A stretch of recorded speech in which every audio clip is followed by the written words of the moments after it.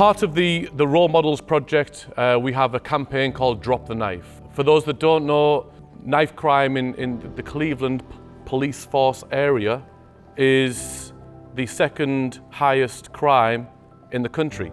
Statistically, if you carry a knife, you are 3 times more likely to be stabbed with it.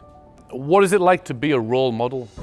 I would say it kind of puts pressure on myself to be better, because I can't be a role model for you guys if I'm out on the street doing things that I would tell you guys not to do. So it pushes me to be better, I would say, being a role model.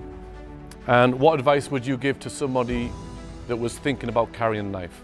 Don't do it. It's not big, it's not clever. You've got to think about the consequences for yourself, your family, all your loved ones, and yeah, just don't do it. Simple as that. Why basketball? Well, I mean, like I said at the start, it doesn't have to be basketball.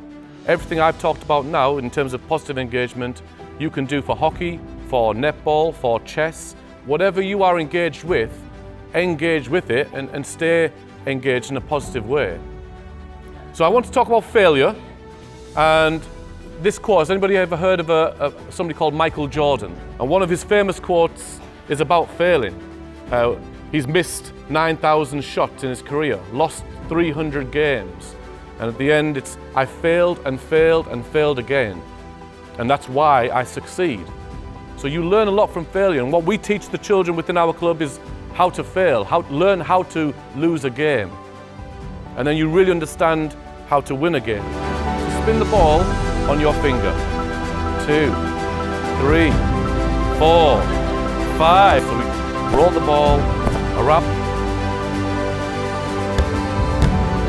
Round the back, through the legs, and back to the... Oh, you start to juggle. 1, or 2, or 3. So you've got to hold the ball, clap, and catch it. So if you come forwards. Ooh, shit.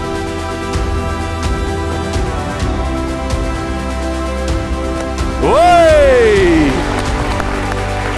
So, out of all these tricks, some failed, some did a really good job, and some succeeded.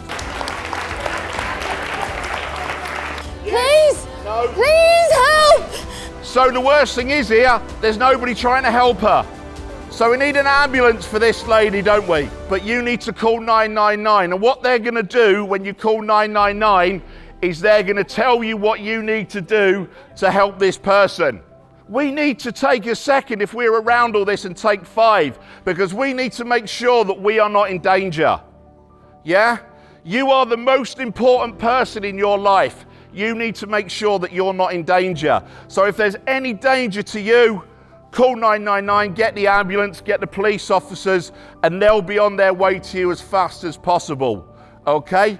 But if she's bleeding, she's on her own, we need to stop that bleeding.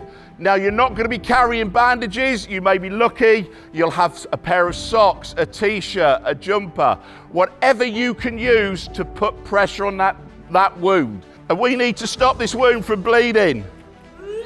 Yep, huh. When you've seen it live, it is huh. I agree with you. Seeing something bleed out on you is not a pleasant experience. Okay, so Robin is now trying to stop that wound from bleeding. Okay, this is what we're going to need to do. You are going to have to pack that wound. You are going to have to put pressure on that wound to stop it bleeding.